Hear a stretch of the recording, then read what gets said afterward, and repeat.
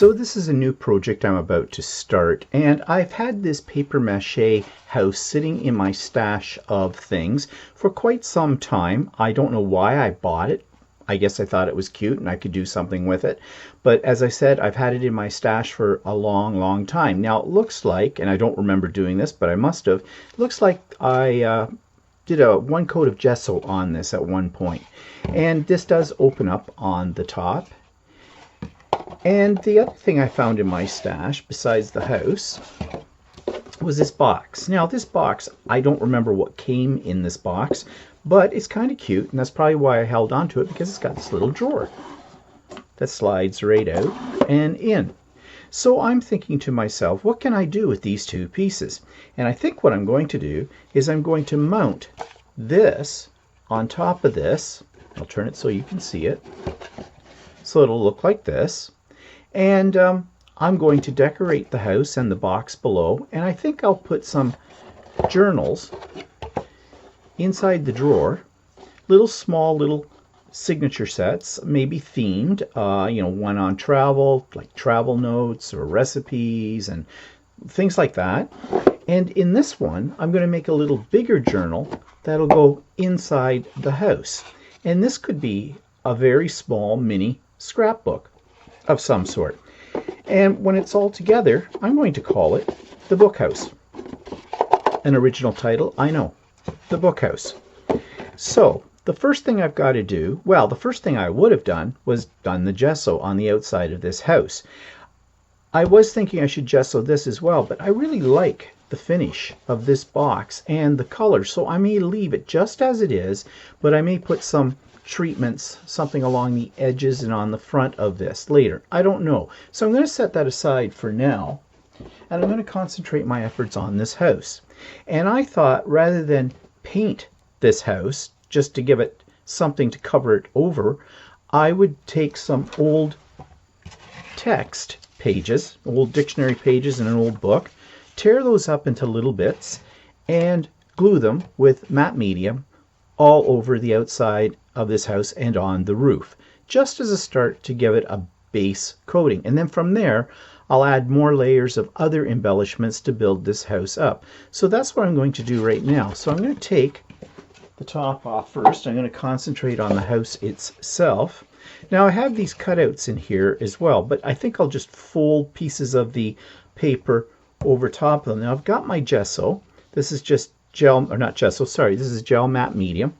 And I like to buy them in huge bottles and put them in these little squirty bottles because I find it's easier to work with. And I've got a selection of brushes right here, and I'm just going to glue them on and see what happens. I mean, it's just paper. Ooh, that came out fast. Okay, so let's just spread this around. This could get messy, and when I say could, it will get messy.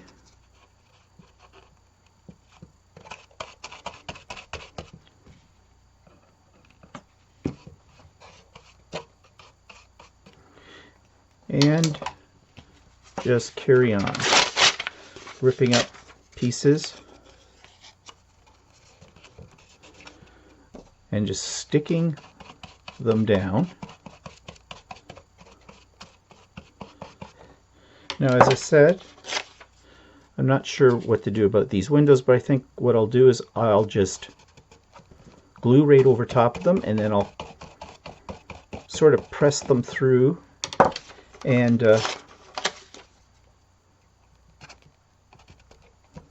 deal with them as I come to them.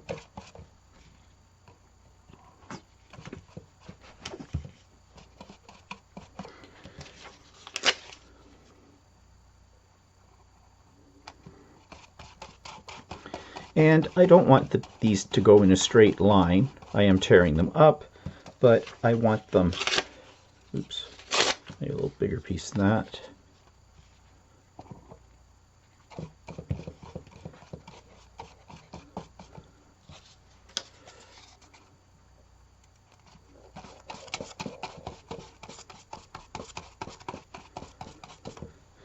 Now I don't know if I should sort of mold the windows or press the paper through while this is wet, or I should wait until it dries a little bit.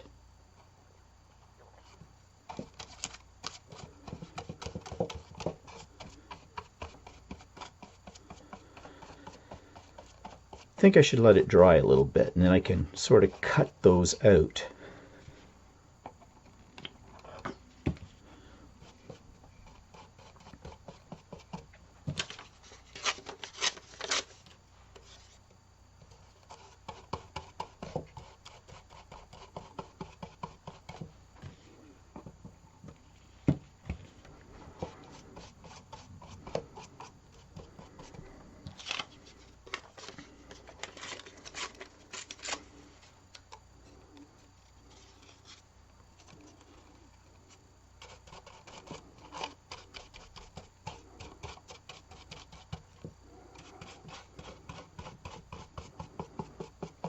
Now I suppose I could apply some heat from my heat tool on this. This would dry it a little faster. I don't know if there's any advantage to that, but I could give it a go and see what happens. Now the reason I thought using book text on the outside of this would be appropriate is because I'm calling it the book house, so words. Okay, let's get out the heat dryer and just see how this works on this front part.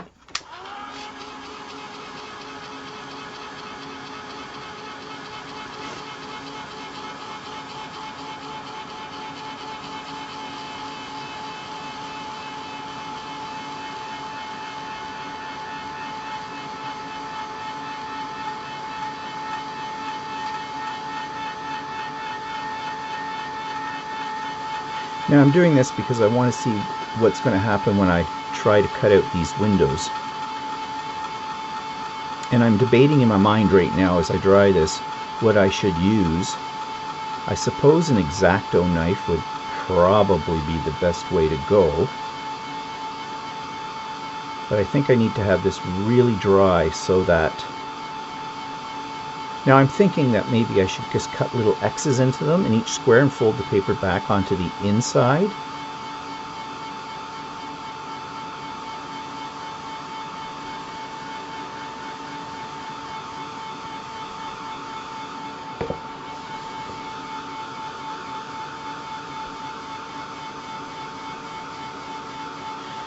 Now I might, once I get all of this on the outside, I might take some white paint or gesso or something else and go all over the inside just to make it look a little neater. I don't know. We'll wait and see.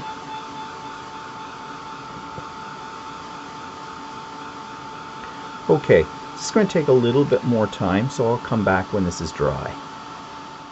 Okay, so I've done 3 of the sides and I've pushed out the windows, and I've learned a couple of little things along the way.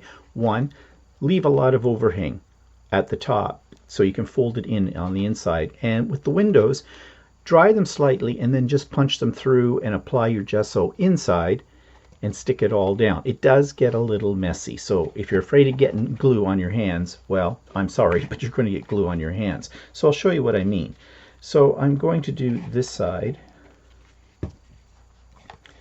and I'm being fairly generous with the gel matte medium. And you have to work fairly quickly, I'm finding. On this particular box, things seem to dry very fast. Now, I'm going to cover the windows right over with this piece, rather than have like gaps or pieces hanging out. I found that this worked a little better.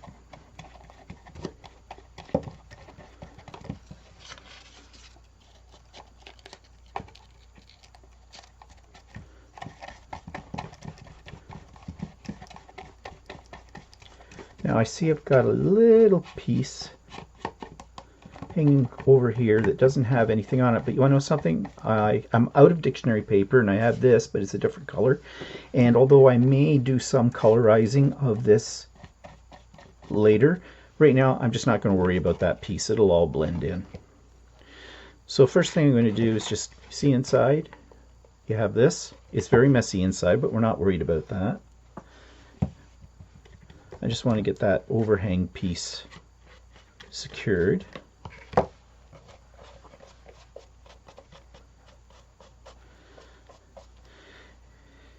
And then I'm going to take an X-Acto knife and just sort of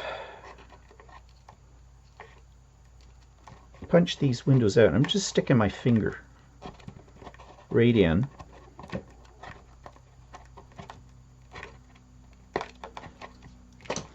And I'm just going to shape it. Now I'm going to take some more matte medium. I'm going to spread it on the inside in there.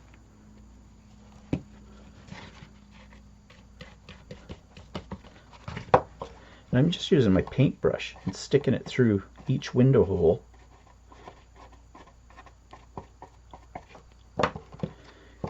And then get in there with my fingers and sort of pull the pieces. You can see I'm pulling the pieces to the edges and hoping they'll stick down. It's a bit fiddly.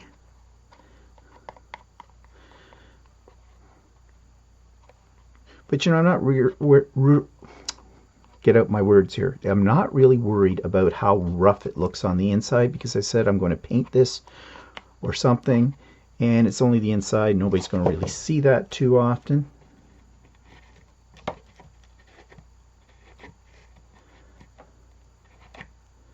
And even the outside of these windows looks a little rough, but you know, that's the rustic nature of this. And I'm going to do some other things to these windows I have in the back of my mind later on, so those won't really show up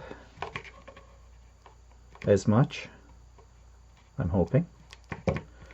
Okay, so I'm going to take my heat gun to that.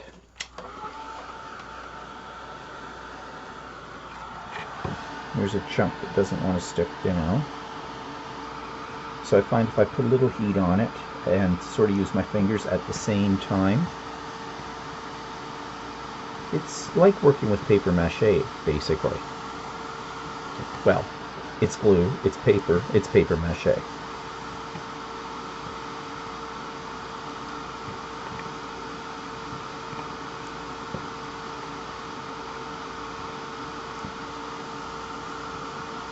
So I'm kind of molding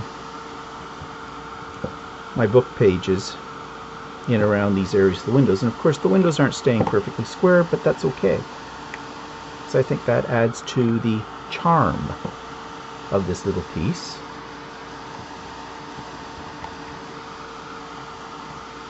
As this becomes tackier, it does start to stick.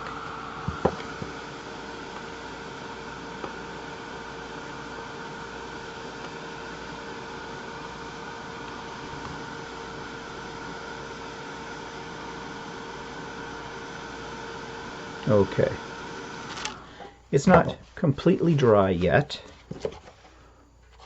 but it's coming along. Now, what I think I'm going to do next, before I start working on the roof, is I'm going to cover the whole thing over with a thin layer of the gel matte medium, just to make sure everything's firmly stuck down, and I'll be back. So here's the little house all covered in the dictionary pages and some book pages. I didn't have enough dictionary pages in my stash, which, go figure, I usually have lots of those. Probably still do, I just can't find them. So I decided just to use textbook pages out of a book, for the roof. And basically this went on just like paper mache.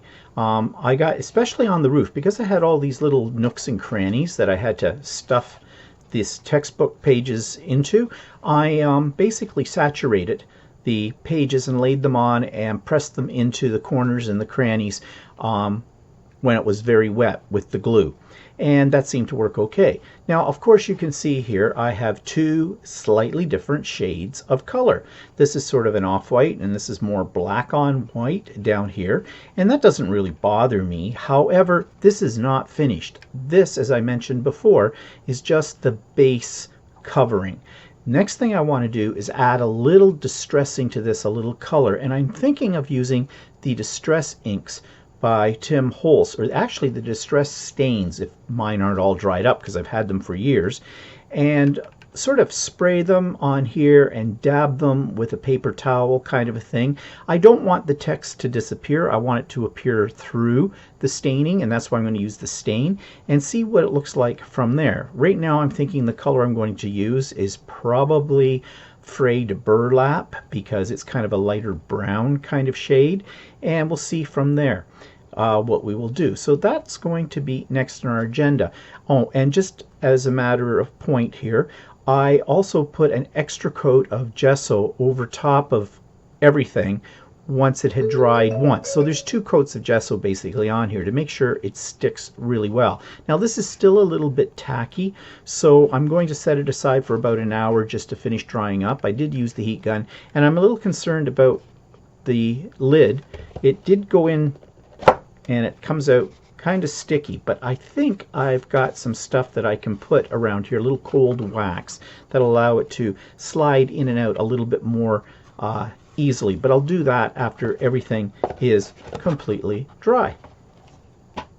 Okay, the roof and the base of my house are both thoroughly dry now, and I've pulled out some Tim Holtz's Distress Spray Stain. I haven't used this bottle in a while, so I shook it very well, and it's called Frayed Burlap, and I'm just going to mist it on this and then dab it with a paper towel to see if I can get a little color on this. So we'll start with the roof. Let's see if this is going to spray. Oh, it is.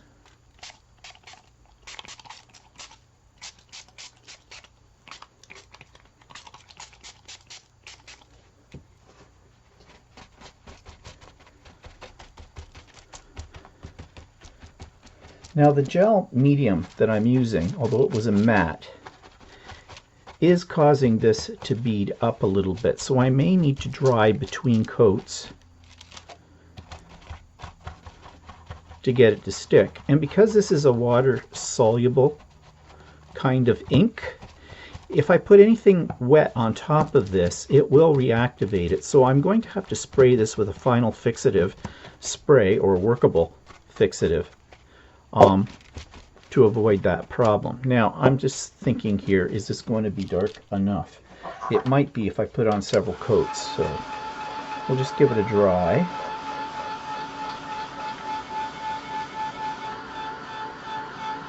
And I'm not worried if it looks a little uneven, because this is an old kind of looking house, so that would be go with the distressed look, and I like the distressed look.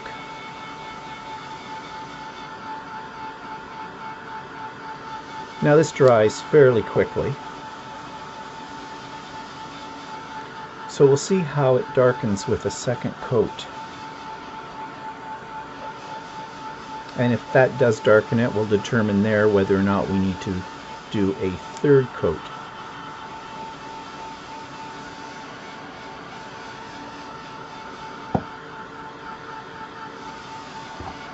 Okay, I think that's fairly dry, so we'll hit it with a second coat.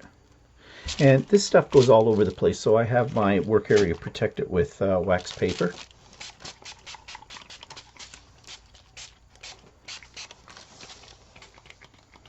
And I think this time I'm just going to let that sort of soak in a bit. I'll give it a little bit of a dry, and then I'll dab it with the paper towel.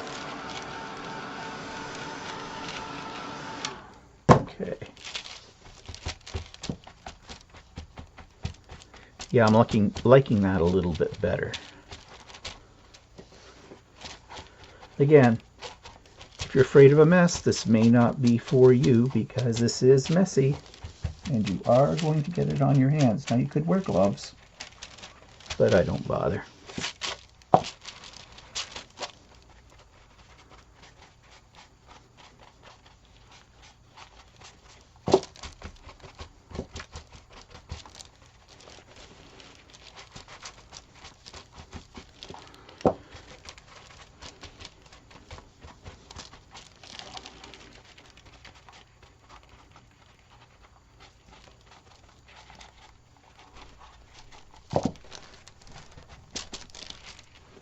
So that's looking not too bad. Let's give it a bit of a dry.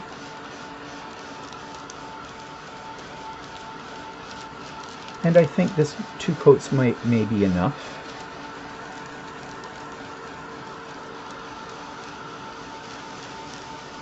So I'm going to let this dry, and I'm going to go to the base of the house, and I'm going to do the same thing with it. I'm going to give it 2 coats, and I'll see how the 2 of them look together.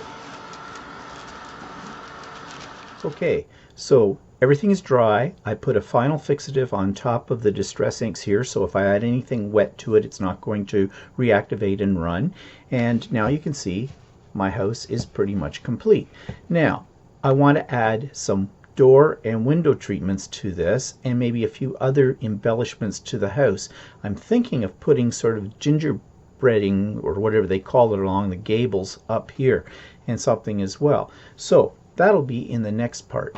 So now I'm going to enhance the door and the windows, and the way I'm going to do that is I went onto my Cricut and I looked up a door file, and this was the one I selected, and I looked up a window file, and this is the one I selected. Now I had to do some alteration in the sizing so they'll fit on what I have here, but essentially they'll go right over the top of these. Now I need to still cut some vellum for these windows, and they don't fit exactly. You can see there's a little bit of the house itself, but I think once the vellum's on, it's not really going to make a much difference with that.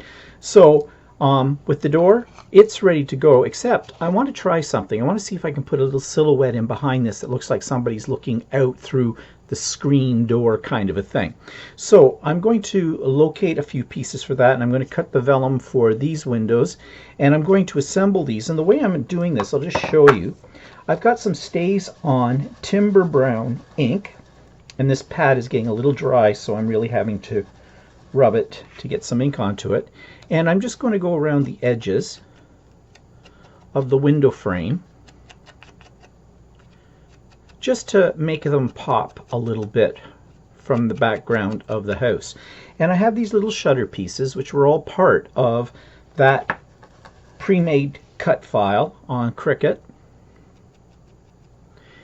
And I'm just going to go around each one of these little shutters with a little bit of this ink. Again, this is to make it sort of pop out from the background of the window frame itself, and then from the house too.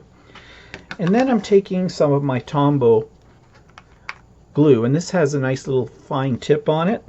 And since these are fairly fine pieces right here, I'm just adding a little bead of glue around the edge. And these already have little louvers in them, as you can see. So there may be a little bit of glue that will run into those, but that's okay because it dries clear. I don't think it'll be noticeable. Just centering it right there onto the window frame.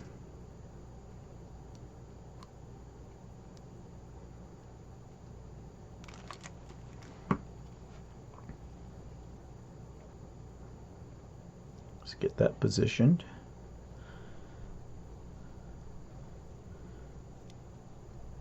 A little bit of my glue is running over the edge. Just cleaning that up with my finger. One of your best art tools, your finger.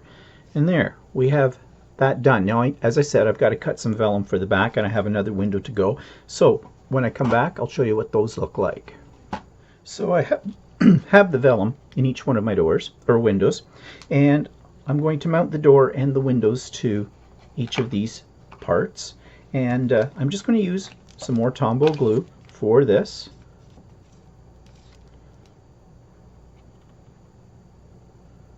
Now I'm trying not to get it onto... Oh, I forgot something I was going to try. I'll be right back. So here is what I almost forgot. I want to use some of Tim Holtz's little paper dolls and put them on the inside as if they're looking out. So you can see I have this boy here. He's looking out the screen door. And then we have possibly his parents looking out this one. And there's another little boy with his dog on the side window. And on this window, another little girl with some flowers as well. So it makes the house look like it's occupied. And you also notice that those parts that didn't quite fit exactly right underneath these window frames really is not so noticeable anymore either by doing this. So I've got them glued on here, that they need to dry a little bit. Now I'm thinking, what can I do with this house? And possibly around the tops of these windows. I'm thinking maybe some kind of valance around the windows and maybe some little gingerbready kind of things along the gables here and on the edges as well. So I'm going to take a look in the files that I have on my Cricut and see if I can find something that I think I can make work for this, and I'll show you what I come up with.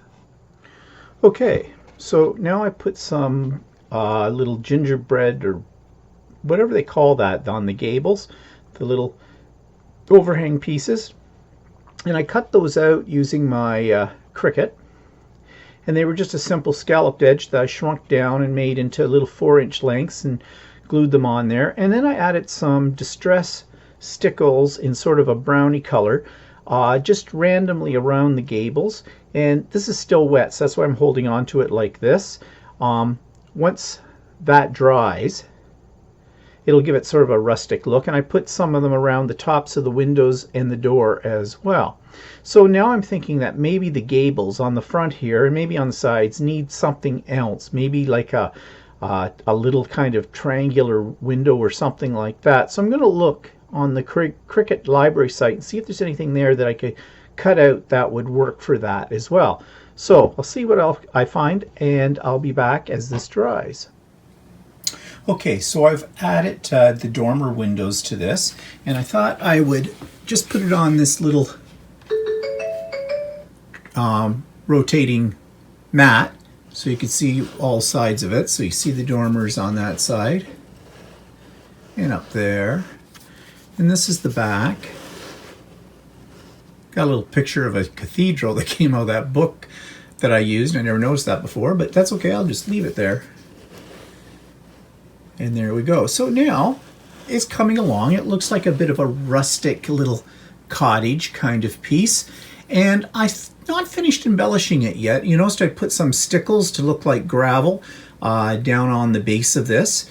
And I think I want to add a few more things to it, but I'm not exactly sure what. I'm thinking of adding a weather vane to the chimney. I'm not sure how I'm going to do that yet. And I might add some little cutout bushes along the edges of the front and possibly along the sides as well. And maybe some little fake trees. I got some little fake trees as well. So we'll see. That'll be in the next segment. So here's the house now all completed. Of course, I haven't mounted it yet on top of the drawer, and that'll be the next thing to do. But let's just see what details I've added to this. I had these little trees that I picked up at Michael's, and I just glued them down to the edge here. And in behind them, you'll see that there's some little bushes that are cut using the Cricut. And I put them around part of the side as well. I mentioned the dormer windows in the last session. And here's what the other side looks like. Now I've grunged it up a little bit on the edges using the distress stickles along the little gingerbread trim that's on there. I think that's what you call it, gingerbread trim. And I also grunged it up using some Stays On Timber Brown ink along the edges of the house as well. And to give sort of like a bit of a gravelly sidewalk in front of the house, I put the Stickles Black Soot distress glue on that as well. And you can see in my windows I have my people looking out, and I think that turned out pretty good the way that looks. So the overall effect of the house right now is one of grunge. Now I haven't done anything on the back except just left it as it is, and I think that's what I'm going to do with it for now. I might add something to the front of the house, maybe something over top of the doorway, maybe a little sign or something. I don't know yet. We'll see. And then of course on the top, and you're getting glare from my computer, so let me see if I can just move this around here a little bit. But you can see my little weather vane that I put up here as well. And actually, to get it raised up, I used an old pen cap that I simply colored in with a black Sharpie. and I cut the little letters out from the cricket as well as the rooster and just mounted it. That's actually a pin with a little ball on the end, which I colored in with the black magic marker, the Sharpie, and put up through the rooster. I did him in 2 layers and glued the layers together just to give him a little bit more thickness. And those are just little stir sticks on top. So I think it's turned out pretty neat.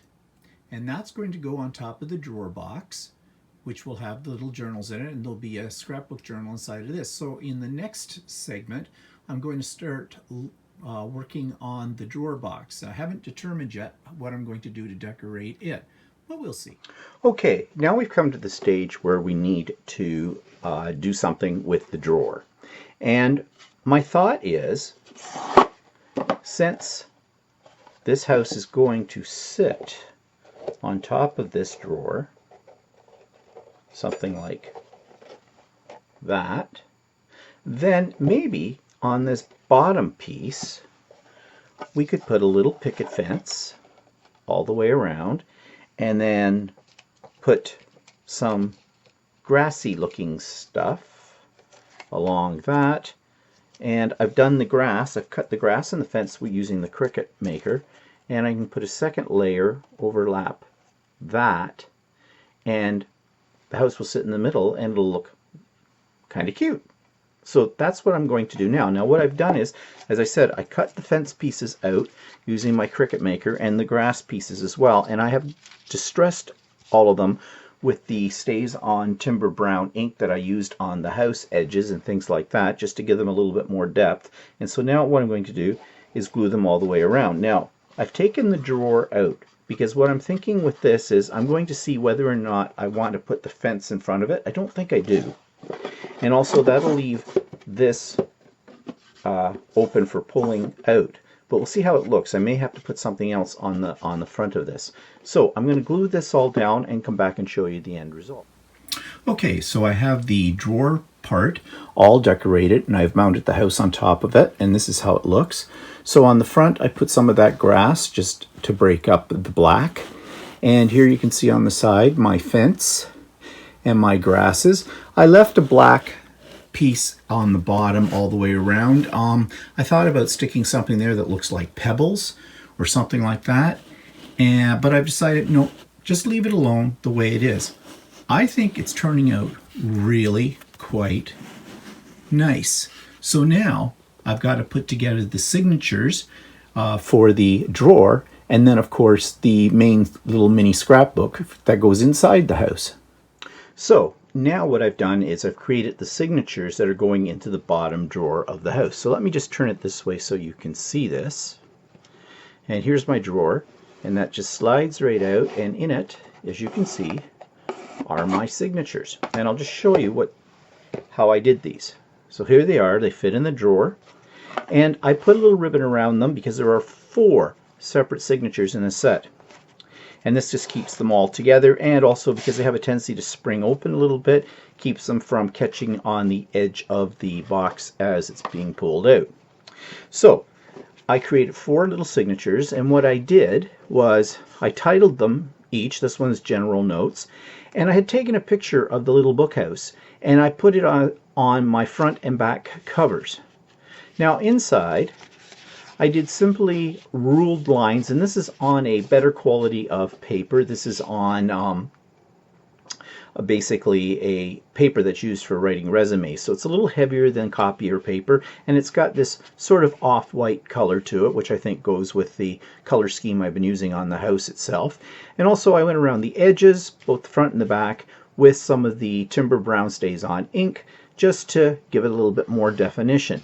And the inside is just simply blank pages, but you'll notice I have a watermark on each one, and that's this graphic on the front done as a watermark, just to give the pages a little bit of character. And when I put these together, I sewed them with my sewing machine, which is a lot faster than doing it by hand. So I just made the stitch a little longer than I normally would have the stitch when I'm sewing my regular things. And so the holes won't get too close together and perforate when the pages are flipped back and forth. So I have 4 of these, as I said: general notes, memories, thoughts and ideas, and travel notes. So 4 little titled booklets, and a person who owns this can use those booklets for pretty much anything they would like. And when they put it all back into the box, just to keep everything, as I said, closed securely so it doesn't catch on the edge of the box, just a simple matching gold ribbon, tie a little bow in it, drop it in the drawer, and slide it back into the bookhouse, just like that. So I'm really proud of how this is turning out. So the last thing I need to do is make the mini scrapbook that's going to go inside the house. Now I'm going to do it on in a similar fashion as I created the signatures in here, except that it'll be just one album, and I'm debating on whether I'm going to give it a hard cover or not, and the signatures will be sewn into it. And I might make the signatures, put them in with an elastic type of binding system so that they can be refilled when they run out. So that'll be in our next section. So the last part of this project was to create a little album that would fit inside the house, the book house. And that's what I've done, so I'll just show you. We take off the top, and inside we have this little album. Now I made this little album with blank pages, and I called it Moments. A little piece of glue on there. I gave it the same kind of cover as I put on the signatures, so it would match that. And I made the signatures in this booklet. I put in 6 signatures. Each one has about 8 pages.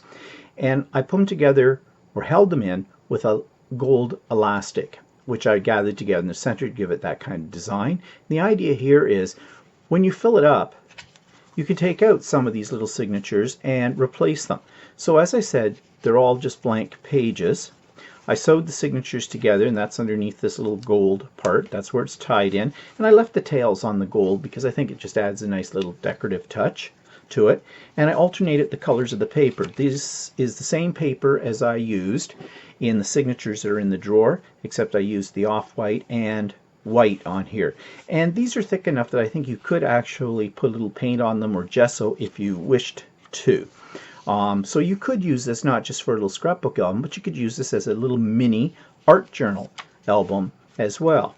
And they all fit in here quite nicely. Now the cover, or the binding, was one sheet of a thicker, about 110-pound cardstock that I just figured out how big my signatures were going to be down here in the top, and scored 2 lines on either side, folded over, and cut the covers a little bit bigger than the signatures. And as I said, I made this cover piece that I stuck down to the front of this to match the signatures that are in the drawer as well. I did reinforce the spine, you can't tell, but I put 2 more pieces right here in the spine area on the inside, just so that the elastic, although this isn't very heavy elastic, won't cut in to the edges of the spine. And so there you have it, all done. This cute little bookhouse, as I call it. And I thought this was a whole lot of fun to make. And yeah, it's something that you go to something like Michael's, you see one of these little paper mache houses, and they have other shapes too as well. And just by basically raiding my stash and using my Cricut, I was able to create this fun little bookhouse. So I hope you enjoyed that, and we'll see what I'm making next time.